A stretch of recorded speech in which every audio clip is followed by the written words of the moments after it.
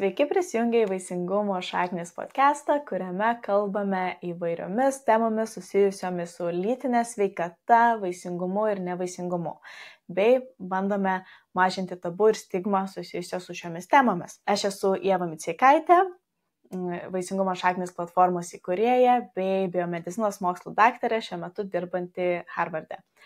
Šį kartą kalbėsiu su gydytoja, akušere ginekologė, nevaisingumo gydymo specialiste Rasa Dargienė, kuri papasakos mums apie labai svarbę moters vaisingumo dalį, tai yra ovuliacija, be kurios ir nevyksta pastojimas ir kuri būtent apibrėžia tas dienas, kuriomis moteris yra vaisinga.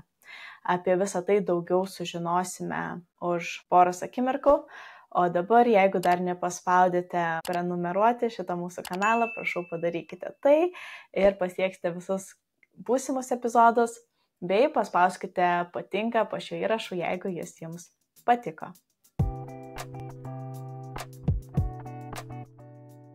Labadiena, gydytoja Rasa. Labadiena, Ieva. Labai džiaugiuosi, kad prisijungėt ir labai džiaugiuosi, kad turime tokią tikrai svarbią temą apie ovuliaciją, ovuliacijos sutrikimus ir ką daryti, kai jie nutinka, kai jie randami. Tai ir tada pradėkime gal nuo to, kas yra ovuliacija ir kodėl ji tokia svarbi. Ovuliacija tai procesas, kai dėl darnios hormoninės veiklos moters organizme kiaušidėse auga folikulas, jame bręsta kiaušialąstė ir dažniausiai ciklo viduryje, tai galbūt nutinka 12-15 ciklo dieną, įvyksta ovuliacija, kitaip tariant, folikulas plyšta ir iš jo išsiliejęs folikulinis skystis kartu išplauna ir kiaušialąstę ir prasideda brandžios kiaušialąstės kelionė link kiaušintakio ir jeigu ten sutinka spermatozoidą, įvyksta apvaisinimas ir tuomet besidalintis embrionas keliauja į gimdos ertmę, kad galėtų įsitvirtinti, augti ir vystytis.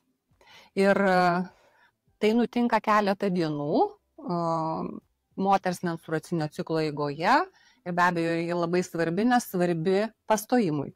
Su ovuliacijos sutrikimais susiduria 1 iš 10 moterų, o gydant nevaisingas poras tai yra 25% tokių porų. Toks skaičius yra nevaisingumo dėl ovuliacijos sutrikimų. Tai tikrai didelis skaičius ir ovuliacija, tai čia grinai iš moters pusės labai svarbi, nes tai yra vaisingos dienos. Taip, tai apibrėžia vaisingas dienas ir jeigu nėra ovuliacijos, tai nepavyksta ir pastot, ar ne? O dėl sutrikimo ovuliacijos, kadangi tai yra 25%, tai kokie tie sutrikimai būna? Ar tai yra ovuliacijos nebuvimas visą laiką, ar kokie kitokie sutrikimai? Įvairiai gali nutikti, dažniausiai nevyksta ovuliacija ir tyriant nevaisingą porą mūsų užduotis ir yra įvertinti, ar vyksta ovuliacija, ar pratekami kiaušintakiai, ar geros kokybės spermatozoidai ir ar gimdos aplinka yra palanki nėštumui išnešioti. Tai kai tyrėte dėl ovuliacijos sutrikimų ir ovuliacijos nebuvimo, kokie būna tie tyrimai tiksliau, ko galima tikėtis? Norint atsakyti į klausimą, ar vyksta ovuliacija, labai svarbi dalis yra moters anamnezės, tai klausėme apie moters menstruacinį ciklą, tai yra labai svarbu, kada prasidėjo mėnesinės, kiek jos dienų trunka ir koks ciklo reguliarumas. Reguliarus ciklas yra nuo 24 iki 35 dienų, o kai kokie 8 ciklai per metus, bet tai nebūtinai apibūdina, kad vyks ovuliacija. Kartu klausiam aknės problemų, apžiūrim kūną, ar nėra laukotumo pokyčių, koks kūno masės indeksas, kokia kūno struktūra. Padeda ultragarsinis tyrimas įvertinant kiaušidės, kiek tų folikulų kiaušidėse matom, ar nematom kartais daugiau nei 20 kiekvienoje, kaip reaguoja kiaušidės, kaip kinta ciklo eigoje, ar per tas vaisingas vadinamasias dienas, ar ultragarsu matom augantį folikulą, ar auga ir gimdos gleivinė, galbūt po ovuliacijos jau matysim ir geltonkūnį susidariusi. Be abejo, padeda hormonų tyrimai, nes anovuliacijos metu keičiasi ir dažnai būna sutrikęs moters hormoninis fonas. Tai dalį hormonų tyrėme ciklo pradžioje ir vienas iš labai svarbių tyrimų, tai yra progesterono tyrimas. Mes jį stebime 7 dienos iki mėnesinių ir žemiausia riba, kuri patvirtina, kad vyksta ovuliacija, tai 16-28 nanomoliai litre. Tuomet prašom moterį keletą ciklų atlikti progesterono tyrimą 7 dienos iki menstruacijų. Kartu galim pasikviesti ciklo viduryje, pasižiūrėti, kokie vyksta pokyčiai ultragarsu. Tai tas ištyrimas nėra toks paprastas, kad vien tik tais jeigu nereguliarios mėnesinės, tai reiškia ovuliacijos nėra. Taip. Taip, ištyrimas iš tiesų kompleksinis ir trunkantis gali trukti ir keletą mėnesių. O kokios būna anovuliacijos ar ovuliacijos nebuvimo priežastis, dėl ko dažniausiai nebūna ovuliacijos? Ovuliaciją reguliuoja centrinė nervų sistema, joje esanti hipofizė, pagumburis ir kiaušidės. Ir tarp jų turi vykti bendradarbiavimas ir darni veikla. Ir bet kuris faktorius, kuris sutrikdo kažkurios tai linijos veiklą, gali sukelti anovuliaciją. Jeigu kalbėti apie pagumburį, jo disfunkciją gali nulemti stresas, nerimas, labai intensyvios fizinės treniruotės, didelis svorio netekimas, per maža kūno masė, narkotinių medžiagų vartojimas. Struktūrinius pokyčius gali paveikti ligos tokios kaip tuberkuliozė, sarkoidozė, smegenų trauma, didelis kraujo netekimas ir sutrikusi kraujotaka lemianti išemiją, genetinės ligos ir sindromai, kurie sukelia ir gonadotropinų gamybą ir receptorių jautrumą.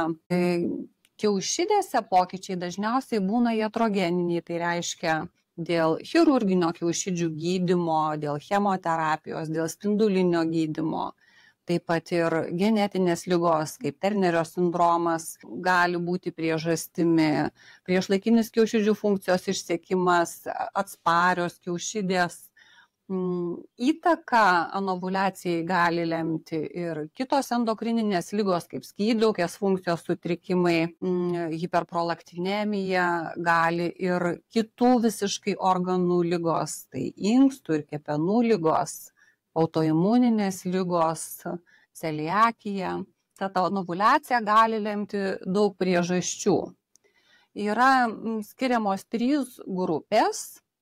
Pirmai grupiai priklausys apie 10% moterų, tai ta grupė, kuomet centrinėje nervų sistemoje sutrinka pagumburio hipofizės funkcija. Antrai grupiai priklausys didžioji dalis moterų, 85% moterų, tai čia sutrinka pagumburio hipofizės ir kiaušidžių funkcija, o trečiai grupiai, kuriai priklauso apie 5% pacienčių, tai yra kiaušidžių išsekimo grupė. Labai ačiū, tikrai labai išsamus atsakymas. Tai jeigu kažkas iš šitų išvardintų dalykų jau neduoda ramybės, tada tikrai reikia kreiptis į gydytojus ar ne ir ištirti, ar gali būti, kad tai būtent ir lemia sunkumus pastoti. O jeigu yra ovuliacijos sutrikimai, yra taikoma ovuliacijos stimulacija, ar ne? Taip.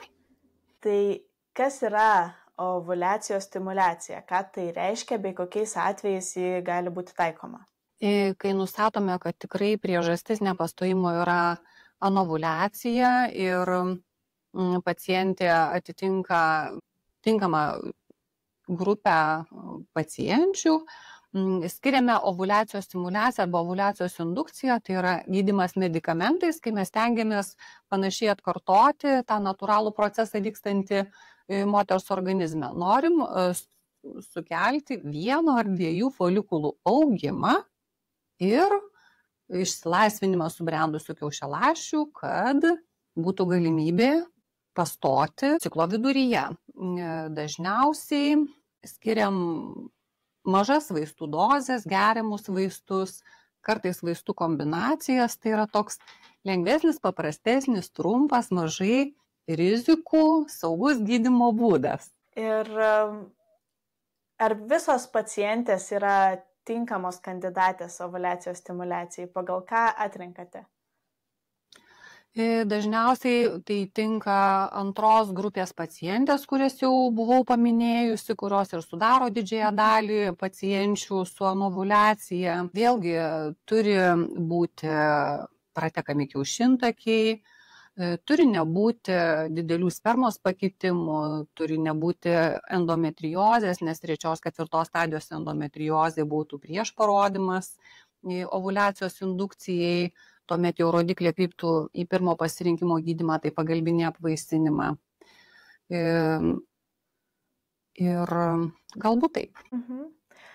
O kuo skiriasi gydymas, kai ovuliacijos stimulacija taikoma kaip atskiras medikamentinis gydymas, ir kai tai yra dalis pagalbinio apvaisinimo, IVF? Skiriasi iš tiesų, labai skiriasi vaistų dozės, vaistų kiekis ir gydymo dienų skaičius. Tai ovuliacijos indukcijai mes dažniausiai naudojame geriamus vaistus, kartais reikia prijungti leidžiamą gonadotropiną, tačiau vaistų dozės yra mažos, gydymas trunka apie galbūt 5 dienas, kai tuo tarpu pagalbiniam apvaisinimui mes naudojame didelės vaistų dozės, vidutiniškai gydymas trunka 10 dienų, vaistai yra leidžiami į pilvo srities paodę ir pagalbiniam apvaisinimui mes norim užauginti kuo didesnę kohortą išsirikiavusių folikulų, užauginti juos visus, kokie 8-15, kad jie visi augtų ir neleidžiame vykti natūraliai ovuliacijai, ją kaip tik stabdome, kad folikulus galėtume išsiurbti tą jau punkcijos dieną. Ovuliacijos indukcijos metu mūsų tikslas užauginti 1, gal 2 folikulus ir paskatinti natūralų ovuliacijos procesą moters organizme ir kad pastojimas įvyktų natūraliai moters organizme. Na tai tikrai tarsi netgi priešingi gydymo būdai, nes ovuliacija yra stabdoma natūrali pagalbinio apvaisinimo IVF metu, taip, o ovuliacijos indukcijos metu mes kaip tik norime, kad ovuliacija vyktų. Tai netgi, sakyčiau, visiškai skirtingi. O minėjote skirtingus vaistus, skirtingas dozes, o kokie vaistai yra taikomi čia? Kas čia per vaistai? Ovuliacijos indukcijai dažniausiai mes taikom aromatazių inhibitorius, yra toks letrozolis, tai toks kaip ir pirmo pasirinkimo medikamentas. Jis mažiau slopina gimdos gleivinę, dažniau auga 1 ar 2 folikulai ir yra daugiau gyvų gimusių naujagimių. Galima naudoti klomifeno citratą kartu arba atskirai, kai yra policistinių kiaušidžių sindromas, kai būna sutrikęs atsparumas insulinui, skiriame metforminą, kuris reguliuodamas insulino kiekį kartu pareguliuoja ir hormoninį foną, šiek tiek mažina liuteinizuojantį hormoną, testosteroną ir reguliuodamas tą hormoninį foną gali atkurti ovuliacinius ciklus. Naudojame ir leidžiamą vaistą, ovitrelį, jį naudojame jau vaisingų dienų metu, kad paskatinti kiaušialąstės subrendimą ir ovuliacijos vykimą. Ir vėliau pridedame progesteroną po keleto dienų. Galima vartoti vieną vaistą, galima vartoti vaistų derinį. Vėlgi tai priklausys individualiai nuo pacientės atsako, stebėsim, ar paskyrus gydymą augo folikulas, kokia ta gleivinė gimdoje buvo, ar galbūt neaugo, nebuvo jokio atsako, tada pergalvosim sekantį ciklą, bandysim keisti, koreguoti, gydymą koreguoti individualiai kiekvienai pacientiai. Tai kadangi aš vardinu tiek daug skirtingų vaistų, aš žinau, kad neretai baimė yra būtent tie vaistai, hormonai ir kokie yra šalutiniai poveikiai susijęs su jais ir bendrai su ovuliacijos stimulacija, kokie jie būtų. Bendraujant su pacientėmis iš tiesų negirdžiu daug skundų dėl šalutinių poveikių, tačiau dažnai gali pasitaikyti vartojant letrozolį, gali būti karščio pylimai, gali būti galvos skausmas, bendra tokia dirgli savijauta, gali skaudėti sąnarius, raumenis, gali kaulų skausmai būti. Jeigu skiriam metforminą, rezistenciją insulinui koreguoti, jis gali duoti apetito stoką, tokį metalo skonį burnoje, gali laisvinti vidurius, gali mažėti apetitas, bet tai yra pageidaujamas šalutinis poveikis. Tačiau dažnai dėl virškinimo trakto tokio dirginimo metformino moteris negali ilgai vartoti. Galbūt ir tiek, daugiau šalutinių poveikių galbūt gali sukelti jau pagalbinio apvaisinimo gydymui skiriami vaistai, nes tai yra kiti vaistai, yra didesnės dozės ir mūsų tikslai kitokie. Kadangi paminėjot metforminą, tai čia jis dažniau yra taikomas esant policistinių kiaušidžių sindromui, ar ne? Taip, esant policistinių kiaušidžių sindromui, kuomet yra rezistencija insulinui, metforminas koreguodamas insulino kiekį padeda koreguoti ir hormoninį foną ir gali padėti atstatyti ovuliacinius ciklus. Gali būti skiriamas vienas, gali būti skiriamas ir derinyje su letrozoliu ir kitais vaistais skirtais ovuliacijos stimuliacijai. O kalbant apie ovuliacijos stimuliaciją, kokie yra sėkmės rodikliai? Aš manau, tai labai svarbus skaičiukai ir visus labai domina. Pagrindinis sėkmės rodiklis iš tiesų tai yra teigiamas nėštumo testas, o vėliau ir gyvas sveikas gimęs naujagimis. Be abejo, mums labai svarbu tai, kaip reaguoja kiaušidžiai paskirtą gydymą. Ar auga folikulas, ar auga 1-2. Nes šis mūsų gydymas sunkiai kontroliuojamas. Negalim paprašyti, kad kiaušidžiai užaugintų tik 1 folikulą ar 2, o kuomet jų auga ženkliai daugiau, didėja daugiavaisio nėštumo rizika. Ir mes tikrai labai stengiamės išvengti daugiavaisio nėštumo ir kad tas procentas būtų kuo mažesnis.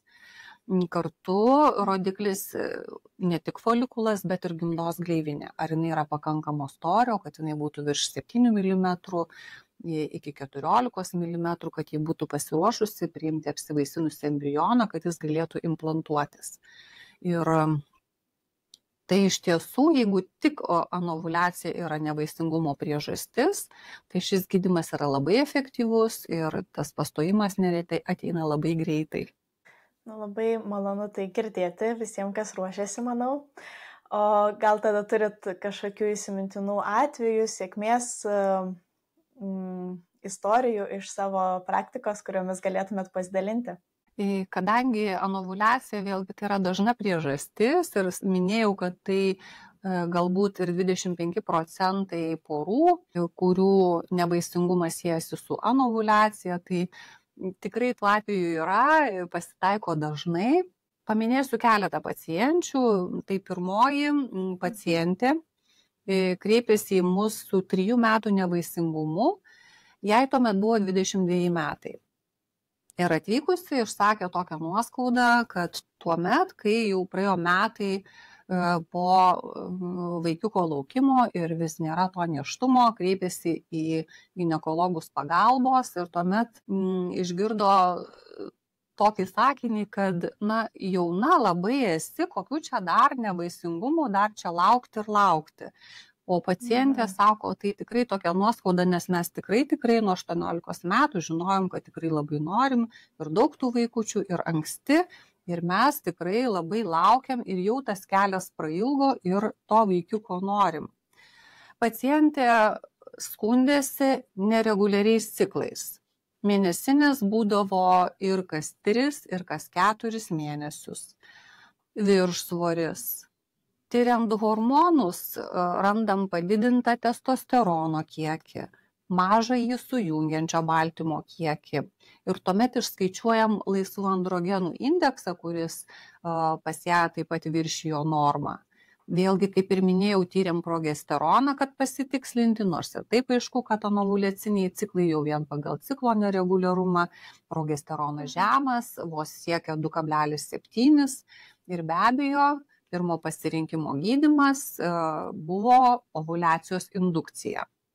Gydymas buvo kombinuotas, įvertinus visą ligos istoriją, jau tai, kas jau buvo bandyta. Vėlgi, kadangi rezistencija insulinui, kartu buvo skirtas ir metforminas, ir po 3 ovuliacijos indukcijos ciklo teigiamas nėštumo testas ir sėkmingas nėštumas, gimdymas, ir jau vaikutis tikrai galvoju, kad turėtų būti kokių 3 gyvenimo metų.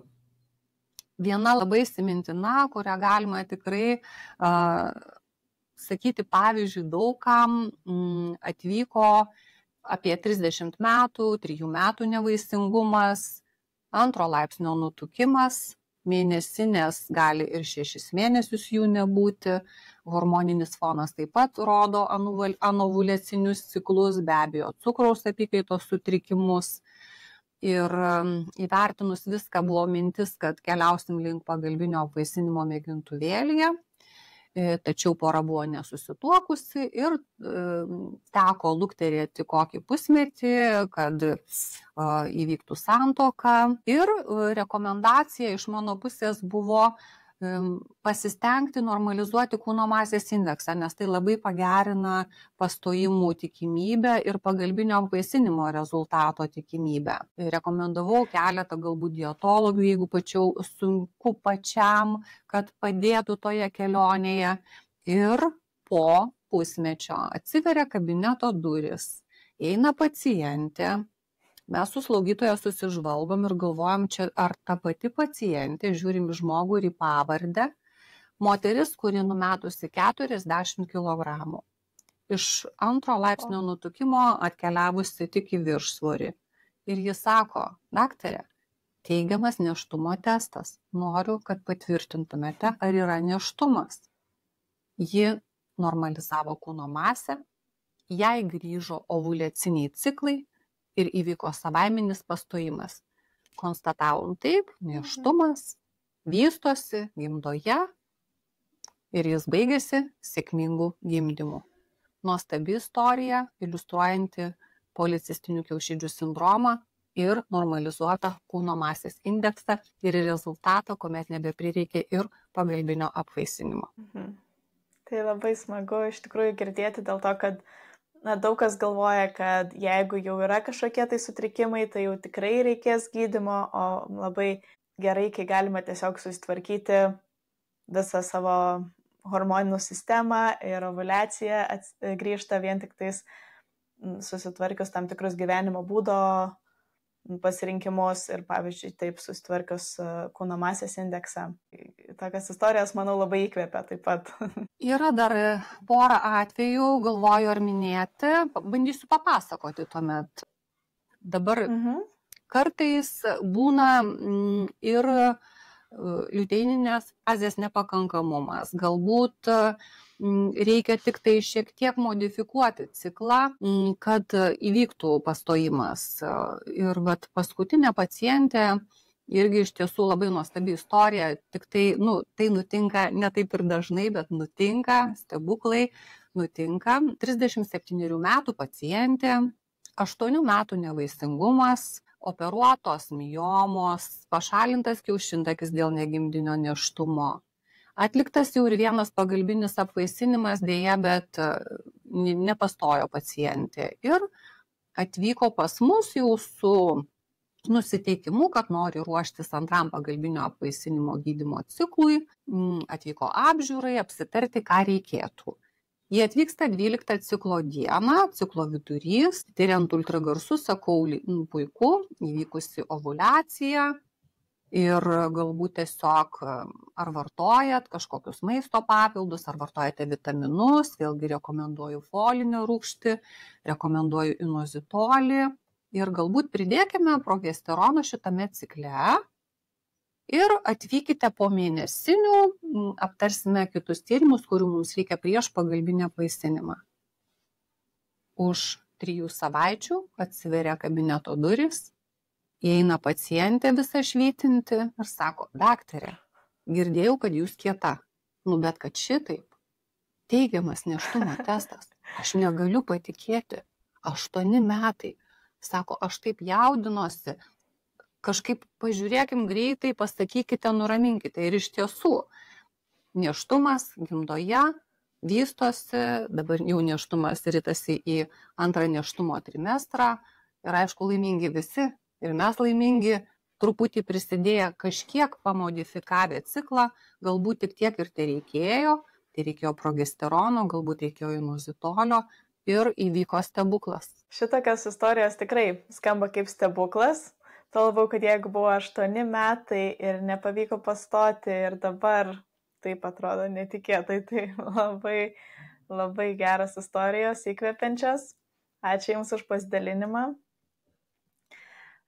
Ir tada dabar einant link pabaigos, norėčiau paklausti Jūsų, ar turite kažkokių taip patarimų, būtent poroms, kuriom dabar patarė, pavyzdžiui, atlikti ovuliacijos stimuliaciją, ruošiasi šitam gydymui, kaip jos galėtų pasiruošti nuo savęs arba kaip atsikratyti baimės, nes dažnai su gydymu yra ir susijusi kažkokia tai baimė. Iš savo praktikos vis tiek žinote, susitinkate su daug porų, tai kažkokių tai patarimų iš Jūsų pusės. Pradedant kelionę, iš tiesų prašymas pasitikėti ir prašymas nusiraminti, nes nerimas irgi stresas, kaip minėjau, hormoninės funkcijos nepagerina. Be abejo, pergalvoti, ką galima pakeisti gyvenimo būde. Iš tiesų, ačiū poroms, kurios nuoširdžiai atsako į klausimus, klausiant, ar rūkote. Tikrai daug porų rūko. Tai pergalvoti, ko galima atsisakyti, pergalvoti mitybą. Rekomenduojame tie patys sveikos mitybos principai, kad būtų daug daržovių, vaisių, reikia ir baltymų, statybinių medžiagų reikia, kuo mažiau to tiesioginio cukraus, tų greitųjų angliavandenių, kad būtų dienos režimas, kad būtų pakankamas fizinis aktyvumas, kad ir tie patys 10 ar 15 tūkstančių žingsnių, ar treniruotės galbūt, bet kad tai nebūtų per intensyvios treniruotės. Jeigu tikrai tai anovuliaciniai ciklai, vartoti inozitolį, vartoti folinę rūgštį, kurią rekomenduojama vartoti, siekiant išvengti tam tikrų vaisiaus apsigimimų, vėlgi lytinių ląstelių kokybės gerinimui. Na ir žinoti, kad tai labai efektyvus būdas ir kad tai yra kelionės pradžia, kad tai yra saugus būdas, neturintis daug šalutinių reiškinių. Ir kad kelionė prasideda, tačiau kelias gali būti įvairus. Daug dievė tai yra greitkelis ir, kaip ir minėjau, pacientės atvejai galbūt sekantį mėnesį bus rezultatas, tačiau kelias gali būti ir ilgas, ir duobėtas, ir į kalną. Gali prireikti ir pagalbinio apvaisinimo mėgintuvėlyje, kartais skiriant ir tą pačią gydymo schemą, ir kitą, kiaušidės nereaguoja. Bet žinoti, kad yra pagalba ir kad tą vaikutį į šeimą pasikviesti galime.